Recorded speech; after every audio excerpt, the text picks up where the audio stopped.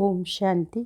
अव्यक्त महावाक्य है 10-9-75। नॉलेजफुल और पावरफुल आत्मा ही सक्सेसफुल। ज्ञान के सागर, शक्ति के सागर, सदा जागती जोग, अथक सेवाधारी वत्सों को निद्राजीत बनाने वाले शिव बाबा बोले, सदा हर स्थिति में मास्टर नॉलेजफुल, ज्ञान मूर्त, पावरफुल, शक्ति या योग मूर्त और सक्सेसफुल यानी सफलता मूर्त स्वयं को अनुभव करते हो।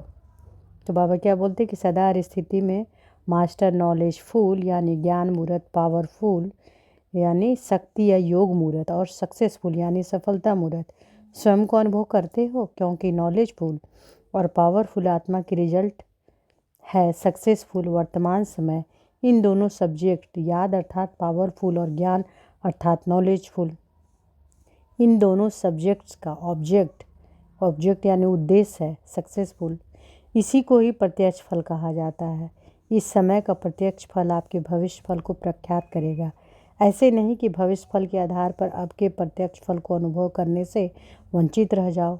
ऐसे कभी भी संकल्प नहीं करना कि वर्तमान में कुछ दिखाई नहीं देता है, वह अनुभव नहीं होता है, वह प्राप्ति नहीं होती है। यह पढ़ाई तो है ही भविष्य की। भविष्य मेरा बहुत उज्जवल है, अभी मैं गुप्त हूँ, अंत में प्रख्यात हो जाऊँगा। लेकिन भविष्य की झलक, भविष्य के प्रारब्ध व अंतिम समय पर प्रसिद्ध होने वाली आत्मा की चमक अब से सर्व को अनुभव होनी चाहिए। इसलिए पहले प्रत्यक्ष फल और साथ में भविष्य फल। प्रत्यक्ष फल नहीं तो भविष्य फल भी नहीं। स्वयं को स्वयं प्रत्यक्ष फले ही नहीं करे, लेकिन उनका संपर्क, स्नेह और सहयोग ऐसी आत्मा को स्वतः ही प्रसिद्ध कर देते हैं। यह ईश्वरीय लॉ यानी नियम है कि स्वयं को किसी भी प्रकार से सिद्ध करने वाला कभी भी प्रसिद्ध नहीं हो सकता।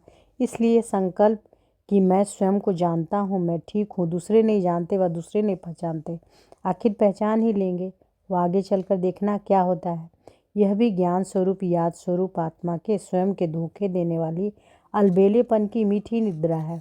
ऐसे अल्पकाल के आराम देने वाले, अल्पकाल के लिए अपने दिल को दिलासा देने वाली माया की निद्रा के अनेक प्रकार हैं।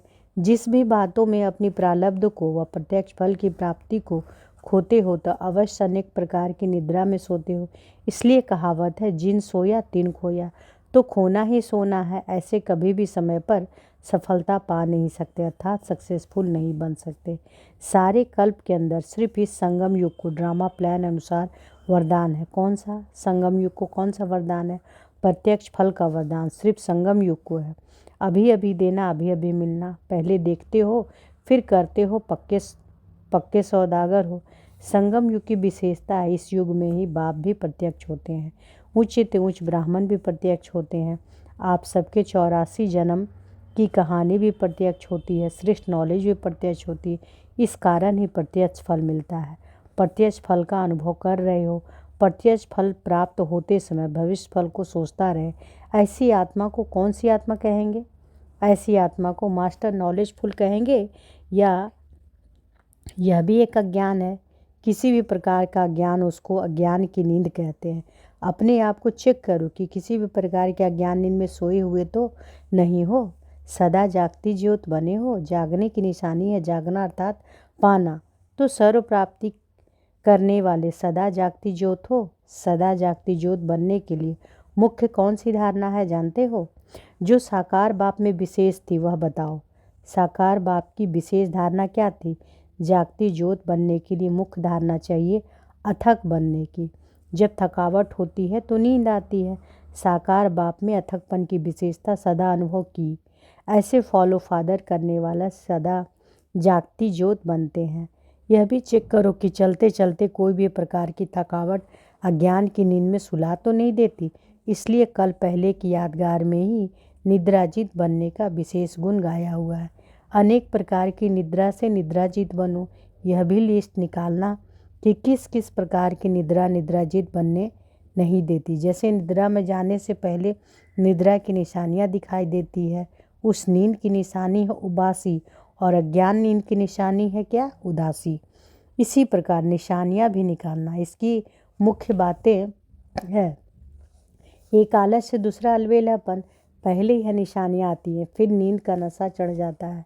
इसलिए इस पर अच्छी तरह से चेकिंग यानी जांच करना, चेकिंग के साथ चेंज यानी परिवर्तन करना। सिर्फ चेकिंग नहीं करना, चेकिंग और चेंज दोनों ही करना, समझा?